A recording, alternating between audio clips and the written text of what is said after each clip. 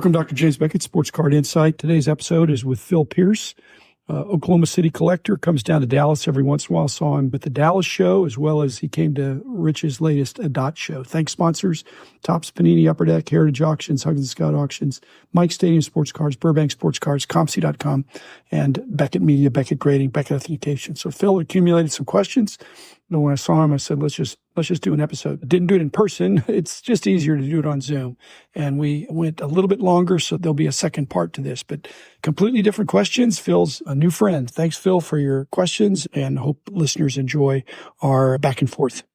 You asked me about the 92 Topps Stadium of Stars set, and they are not well documented out there. In fact, erroneously, it is a 12-card set. It is not a 13-card set. You thought maybe there were some others besides the 12 that you mentioned. The 12 are the original 12 media stars.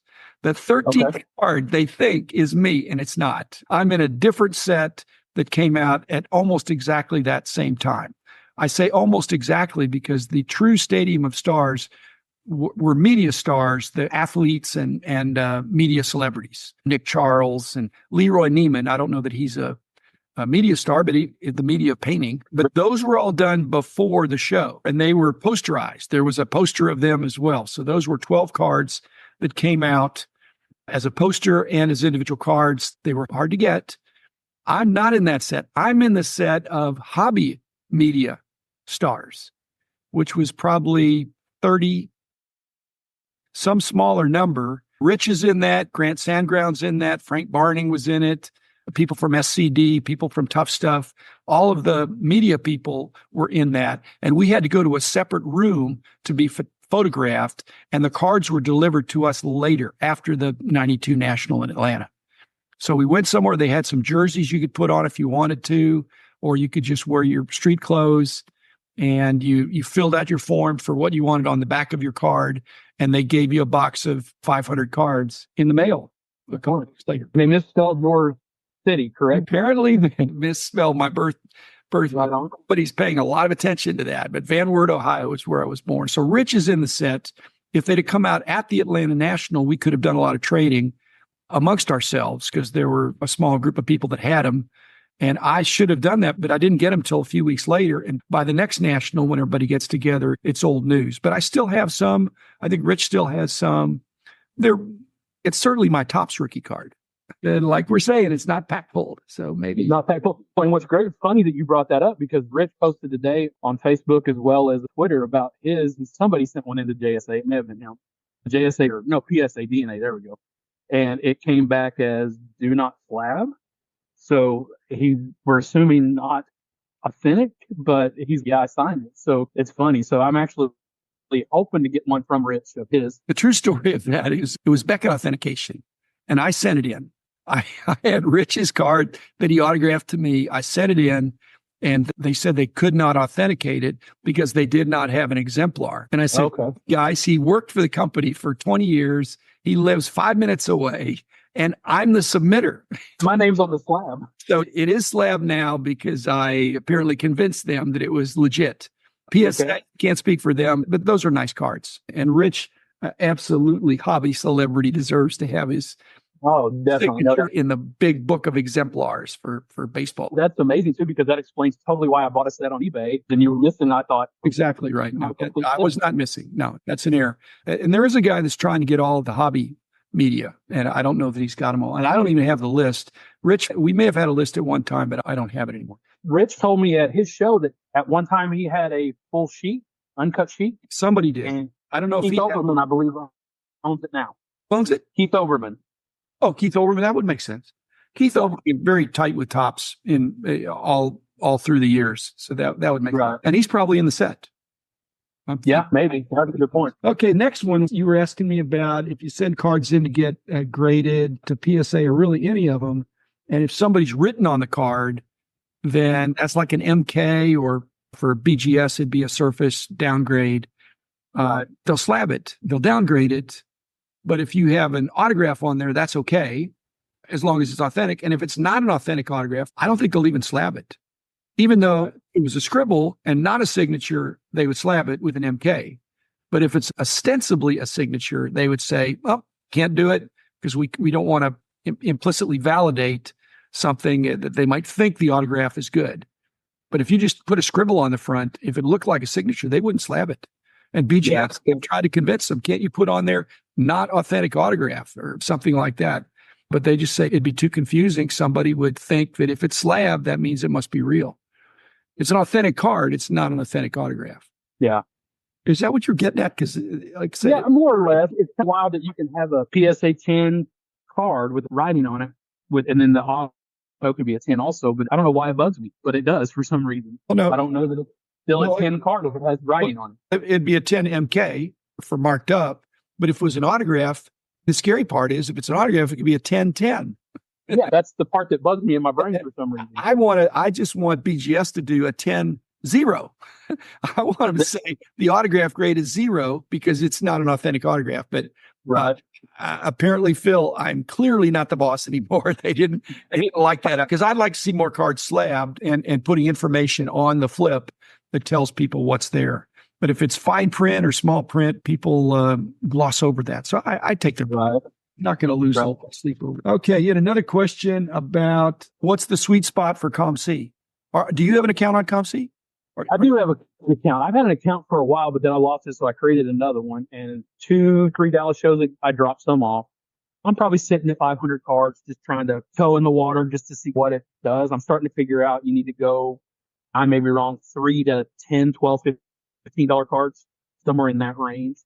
I think I sent a lot of $1, $2 cards to start with, and they just kind of sit there, If it's under $2, unless they have a special on, you got to pay 50 cents to get it listed. You've got to ship it. If it's not a $2 card, if it's a $1 card, then you're paying 50 cents to maybe get 50 cents. And then when you get the $1, they're going to take 5% and then 10% and you might take an offer for it. And so I've had cards sent in that I thought were going to be $2 or $3, but there was already somebody there at $1. And so I put 99 cents on it. The problem is it may not even sell. It may just sit there. You've already paid your 50 cents. And if it does sell, you're going to get 75 or 80 cents out of it. So the value proposition is difficult for lower price cards. But once you get at $2.50 and above, I think $5 is a really good sweet spot. $10, no problem. If it's a $10 card and you've paid 50 cents to list it, and you get to put your price on it, fixed price, but you can entertain offers and all that. So your question was $1 to $10, and I think the middle is okay. The lower end is challenging. I will put cards that I get that I think are going to be better. And when I see that there's already somebody there with a lower price card, if it's a card that I think has a good chance of selling, in other words, it's a popular card that sells frequently, I'll go ahead and put it on there because I think I'm going to get my money back and then some. Yeah, I see a lot of the Marvel guys. I don't do a lot in Marvel, but I dabble and look. A lot of those guys will go in and buy everything. If it's a 38-cent card, and I know it's the whole Upper Deck E-Pack thing, they'll go in and buy everything and then bump the price to $1, whatever, on some of their stuff. That way they have multiples. Right. Another strategy of COMC is to sometimes you buy up your cheap competition if you think you're eventually going to sell it. And they can show you how many sell for a typical year or 3 or 4 years. And if a lot of them sell, then if you're the third lowest price and they sell 3 cards a month, then you'll eventually get sold. Right. So I just think people that really work COMC probably do pretty well. If you dabble in it, there's some potential pitfalls. Rich wanted to know, Rich is not here, but he was curious about, do you prep differently for either setting up or doing shows based on the size of the show? With my stuff, it's more location, because I do carry so much Oklahoma University stuff, Oklahoma City. Me and 1-2 other guys are the guys that bring that stuff in. So I do really well with it. Brian Bosworth, Barry Switzers. I've got a guy that just comes to me to buy Jermaine Gresham. It's the only way I'm ever going to sell Jermaine Gresham, but I get him cheap enough to sell him at that show to that one guy. So as soon as he walks up to me, he's a Cincinnati fan and an OU fan. I hand him a stack and he usually buys everything I have. But like I said, so down in Texas at Rich's show, totally different. Went to dollar box, and I don't do a lot of dollar boxes in Oklahoma City. Dollar boxes, value boxes, and grade. And then vintage, the vintage that I have. And I don't do a lot of vintage, love to do more, but I'm at that weird age where I was 12 in the 80s when I started in 85, 86. I always wanted vintage when I was a kid, but it was too expensive. even though it wasn't what it is now, of course. So I do pick up vintage here and there. Always buy man on Maze, obviously, if you can get it at a good price. But definitely set up different between the two shows. Oklahoma City is my bread and butter. I get people Facebooking me about OU stuff just because it's what they're looking for. I help another guy run a Facebook group. It's all OU stuff. I do pretty well there with stuff. Some stuff doesn't get sold. Barry Switzer, I PC him, Dallas Cowboys head coach at one time, but Oklahoma legendary coach. He's my guy. He's who I collect the most stuff, but the rest of them are, I always say, don't fall in love with the deal or fall in love with the card. If you plan on selling, if it's not part of your PC, then it is what it is, just part of the game. The point I would make, and you're occasional buyer, occasional seller, so you're doing both depending on the show or whatever. But for me, I'm mainly just dabbling in the dollar boxes. If I only was interested in OU or SMU or University of Texas or the Aggies or any one school, it'd be pretty frustrating going through some of these dollar boxes because it's 1 out of 100 cards is going to be from OU, if that. Oh, yeah. No, you're right. So I've had to have a very broad definition of what I'm looking for, but I do pick up local colleges. I think that's fruitful in football for sure. Down there, yeah, definitely. Texas, that is football. CU, SMU, Texas, A&M. Right. So if in doubt, I'll pick those up because those do well here. Did Rich tell me that you have done some things with autograph guests? Yeah, so Kevin and I, back a few years ago, we used to do a lot bringing them in. The majority of it is OU players, former players. L has made it a little different as far as there's some bigger donors that bring people in for him now. But yeah, we've had Brian Bosworth, we've had Roy Williams. Recently, about 4 months ago, we did Dewey Selman, who just got into the College Hall of Fame, Leroy's brother. But yeah, we'll bring them in, have them sign for us. It helps the crowd. Oklahoma City Thunder is a little tougher to get. We've done a few of them. We did Serge Ibaka back when he was here, Reggie Jackson when he was here. A buddy of mine, Trevor, brought in Andrew Wiggins a couple months ago. And it's amazing the boost that you get at the door just from bringing in those guys that somebody wants to meet, shake hands with, and spend that little blurb of time with. A lot of times with the former players, it's not like going to a TriStar show where it's a line 6 miles long and you've got 30 seconds they sign and then you just move on. A lot of our guys will sit and talk, take pictures. Guys will always want to share stories. It bugs me when we have a line because I'm like, come on, let's go. We've got a line. But the majority of those former players are just very welcoming.